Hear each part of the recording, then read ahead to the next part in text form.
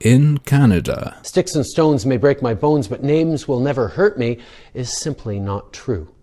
Words do hurt. And so those of us who are fond of free speech often find ourselves horrified by what happens over there. In fact, just a few days ago, a comedian called Mike Ward had to defend his style of humor in front of a Human Rights Tribunal. Why? Because a complaint was made in 2012 when he cracked some jokes about a kid with a fucked up face who sang for the Pope one time. And now that kid, who's now 19, wants an apology.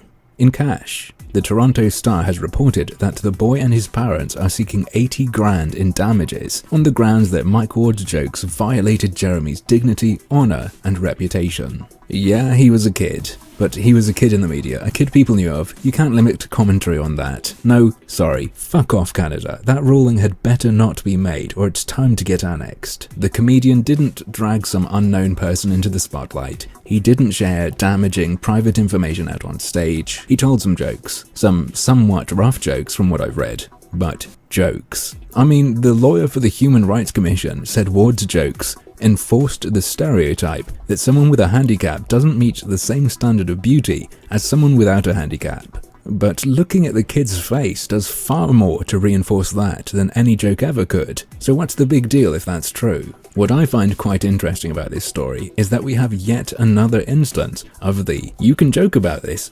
but" line being echoed. Here's little Jeremy explaining why he thinks the jokes involving him were too much.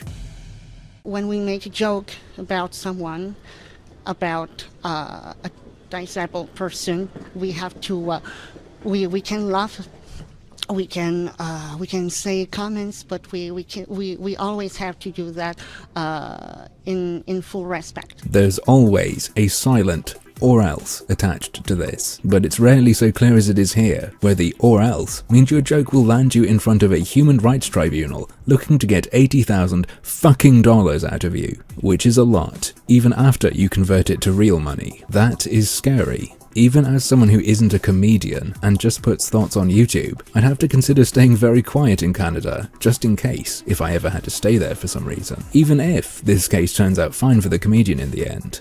Well, I say turns out fine, but it's a pain in the ass already, I'm sure, and I don't even want to think about Mike's legal fees. At the same time, on some level, I'm sort of glad this is happening. I think it demonstrates the value of humor that is meant to be shocking. It draws people's views on free expression out, it pulls their arguments into the spotlight, and helps us to understand what the application of certain ideas means. It's very easy for someone to say their politically correct approach isn't censorial if everyone's playing within their rules, because then no one sees what happens if a line is crossed. The line's just never crossed. And everyone becomes complacent, comfortably creeping towards silence or newspeak. When a comedian people watch tells a line-crossing joke, though, let's take Scottish comedian Frankie Boyle, who's also told jokes involving a disabled child who appeared in media. Apparently Jordan and Peter Andre are fighting each other over custody of Harvey.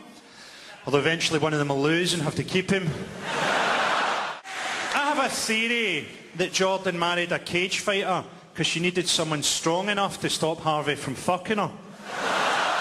When something like that is put out there and there's a significant response, whether that means Ofcom complaints and tabloid drama as it did with Frankie Boyle's jokes, or later on legal issues as with Mike Ward's, it unsettles things briefly and gives everyone an opportunity to gauge where things are, where the line is generally, on a large scale, and let them consider if that's where they want it to be, which is what we are doing right this second, and what other people are doing if you look around. What this also means is we have an opportunity to gauge how much support any given viewpoint has. Maybe you feel like your perspective is rare, but what if that's just because everyone who shares your view also thinks that and so stays quiet? Coming across other people with similar basic values can be emboldening, and I think shock value or line-crossing humor can facilitate that. Comedian drops a nasty joke, authoritarian response goes too far. People who disagree but wouldn't normally say anything speak up, and for some people the illusion of their view being in the minority or seen as unacceptable by everyone is broken.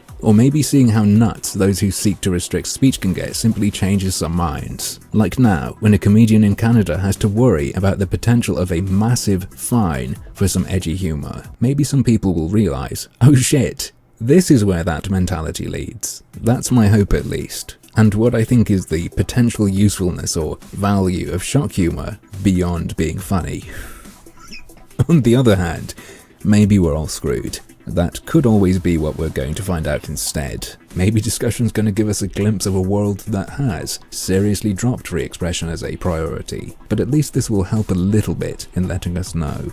So perhaps we should lower our expectations, cross our fingers that only Canada's doomed, that it won't spread, and that we can use it as a lesson. But, as usual, that's just another one of my harmful opinions. It's true, you do have freedom of speech in Canada. But within reason.